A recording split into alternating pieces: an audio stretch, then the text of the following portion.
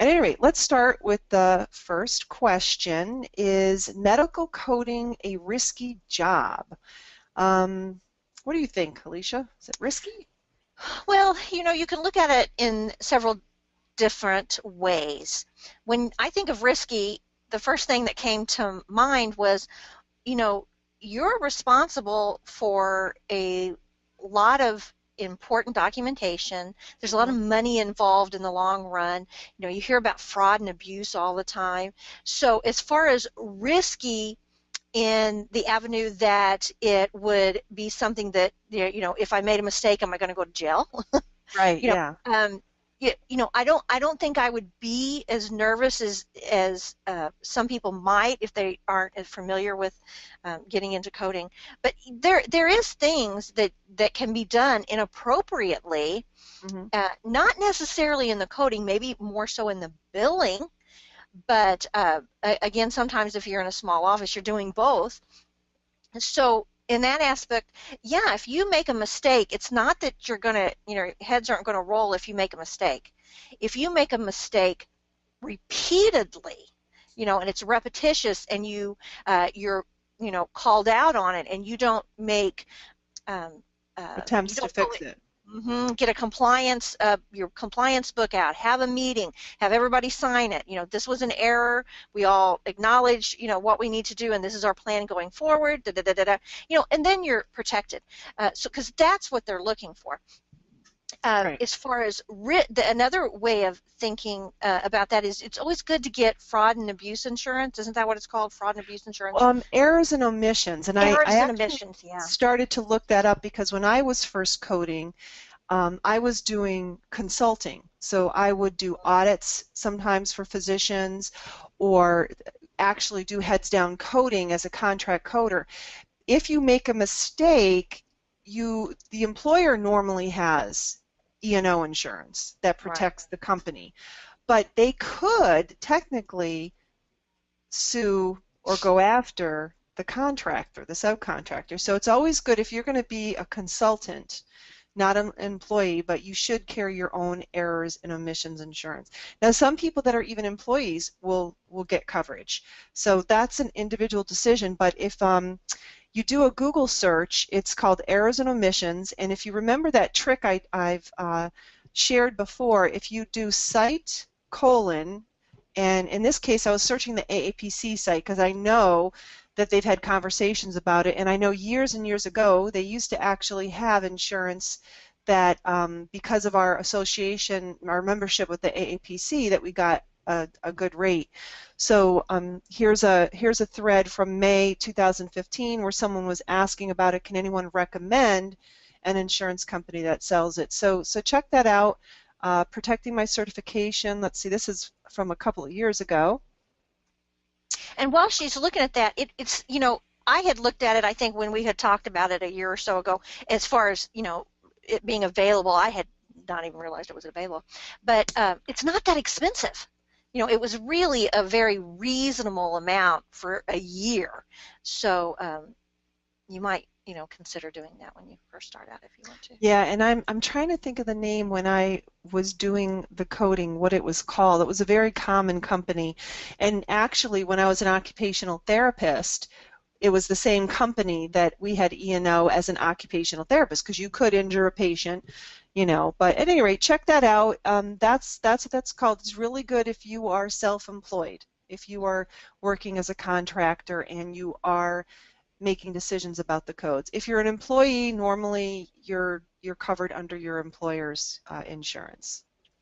So that's the risk. You could make a coding error that could result in, yeah, it could be $1 million mistake if it's an inpatient hospital case and it's for someone who's been in the hospital for months and months, and you use the wrong principal diagnosis. It could. Yeah. But But know that you're never just thrown out there with no support.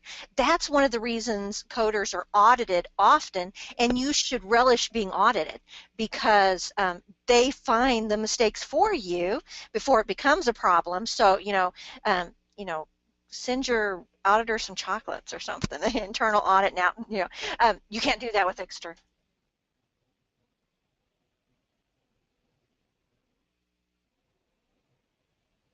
Oh, Uh, okay. Yeah. Oh, they can't hear you. Okay. Boyd is Boyd's talking in our ear. Ah, I feel like one of those famous anchor people, and they go, the voice from "Oh, above. just coming in." Okay, Um, fine. I will turn my mic on so everybody can hear me. Hello, everybody. they Lots of like kids in the hearing you, background. Boyd.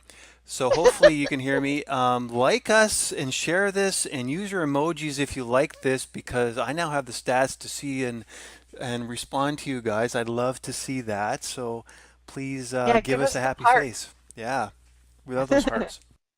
Very good. Another thing to think about as far as is it a risky job, Maureen and I were talking about this before we got started, that, a lot of people say, well, transcription was a big deal Hmm. 10, 20 years ago, but it's not so much now. You know, So it, risk in it that it could end. Yeah. right. And so I do think that the role of a coder is changing a little bit. Hmm. However, it's very new for providers to be doing the codes for themselves. We had the law that went in that now they're required to use EMRs, EHRs, and so the next step is, well, let the doctors do the coding. They're the ones making the diagnosis. The problem is they weren't trained Hmm. to do the coding, and they don't know the guidelines. They just know that if a person has a myocardial infarction, okay, I type in myocardial infarction and there's a code, but they don't realize there's like 6 or 7 codes for the different types, per se. Right. And so, It's like they get how to do basic balancing of a checkbook, yeah, but they wouldn't do their own accounting.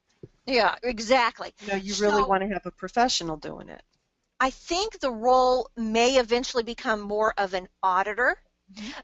Also, software support, going in and looking at the EMR as a coder and making sure that all of the drop downs and the fail safes and everything are included. That could be a role, but coders aren't going anywhere. And No, believe you me, there is plenty of jobs going around because they're hiring lots of them overseas. So there coding is a job that's going to be around. Maybe it'll shift our role a little bit it in is. what we Yeah, do, but it's definitely shifting. When I worked for CodeWrite, that's a company that was bought by 3M. They're a computer-assisted coding company, CAC, and that was the big concern. Like, they would go in, they'd get a contract with a new group. Maybe that company had 20, 30 coders, and they're all like, "Oh, we're all going to lose our jobs to the computer." And it's like, no, maybe the 30 full-time equivalents did get reduced to 25, and the rest kind of got elevated. So what they were doing is they were using the computer-assisted uh, computer program to suggest codes. But the human coders would still say, yep, you got it right, computer, no, you got it wrong, right, and it would learn, and the easy cases would get coded by the computer, but the harder ones would get coded by the human coder. So it right. elevated them to be, like Alicia said, more of an auditor. And the bottom line is I'm a big believer we are in a global world economy, and you Hmm. can get upset about jobs, going overseas and different things, but it's the way it's heading, and you can be angry and upset and fight it, or you can embrace it and position yourself to be in management, to be more of an auditor and Right. that sort of thing. Become a So specialist and specialist in the field. yeah, so it's not that risky. It's not risky of you investing the time to learn it and the career is going to die. I mean, I've been doing this since 1999, and back then we were talking about transcription dying, and it's still around. Right. And and it's morphing into these new things like these scribes, where the coders are shadowing physicians. It's like a one-to-one relationship, and they're actually Right. coding for the doctor, actually doing the EMR for the doctor, and the doctor's just free to deal with the patient. And there's all these different technologies that are coming out, so it's they're not going to go away, but it might change. But Right. it's And very there'll be solid. more specialties coming up too, don't you think? People will Hmm. specialize in Absolutely. cardiology, specialize in oncology, and Hmm. that's one of the perks of the AAPC, has all these wonderful specialty credentials. Yep. Yeah. All right, so I think we thoroughly answered that question. Let's see, is there anything in Facebook?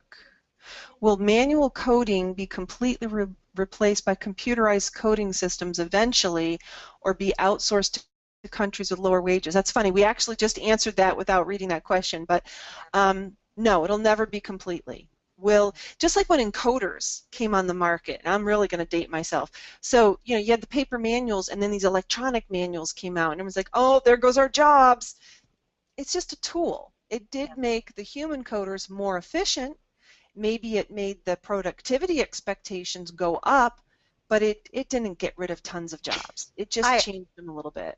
I have to tell you that before you had your coding manuals, now this is before my time, and this is probably before Laureen's, that you know, they used to have, remember the old computer printouts with the tabs, you know, there would be really big sheets. That's what the codes were on, and they used to have to flip through all of that data That's in before those, my you time. know. Yeah, I was talking to someone about a year ago at one of the conferences, and she said, you know, she said, do you remember? And I was like, no, I don't remember. But she said that's the way we used to have to look up codes, and then they got the manuals. So again, things change, you know, and now we have online coding, you know, manuals. And Chandra, who has been under the weather, is listening in, and she said this is the company she uses for her E&O insurance. So Very good.